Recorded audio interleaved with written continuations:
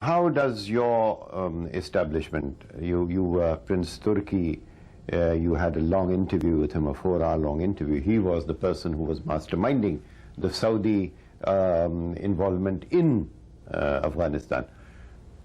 How does he justify the involvement?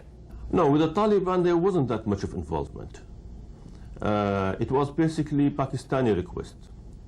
Number two, the Prince put it that way, that we needed to have contact with the one in charge in Afghanistan, and it was the Taliban. And he said that, and it's a very strong point, that it took us almost a year to recognize them after the capture of Kabul. They entered Kabul in '96, and Saudi Arabia did not recognize them till a year later, after the fall of Mazar-e-Sharif. And they were in control of almost 90% of the country at that time. The kingdom also was hopeful that it could use its good offices to reconcile fighting parties in Afghanistan, to neutralize or to encourage the Taliban to be more moderate. I gather that the Americans, in fact, when you were there, you must have seen that the Americans were dealing with the Taliban, and so some of your The Americans were involved. They were doing a lot of work with the Taliban. They even invited Taliban's fighters to Houston.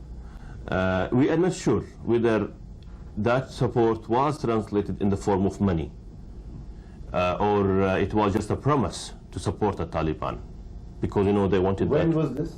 That was in 1998, around that time, 97. So the Americans were involved. Saudis were not involved in this, except there was a small Saudi company which was doing business. I think it was called Delta or something.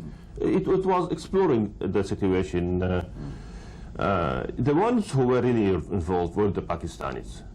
The Prince assured me that we in Saudi Arabia did not pay the Taliban a single penny. When you say Pakistan was involved, to what extent? Oh, the Pakistanis, they made no secrets. They were involved. They were involved even militarily.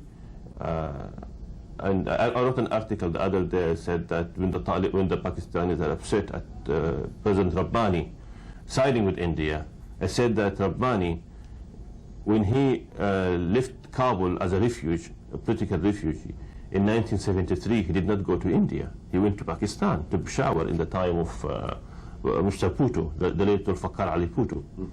And he only sided with India or asked for support from India when he began to hear Pakistani officers directing fires against his positions. Are people here angry with the Americans?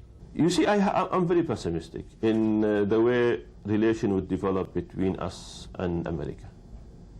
Our back is to the wall.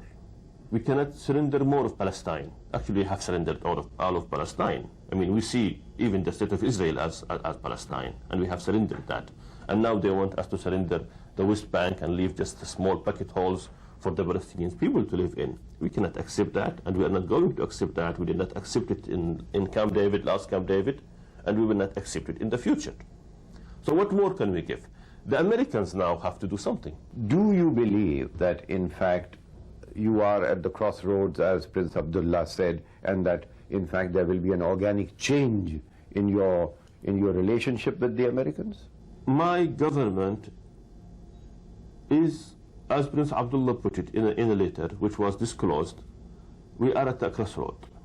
And that was before the 11th of September. We are at a crossroads, and each nation has to see its interests. So what I'm saying is what is my reading of the situation.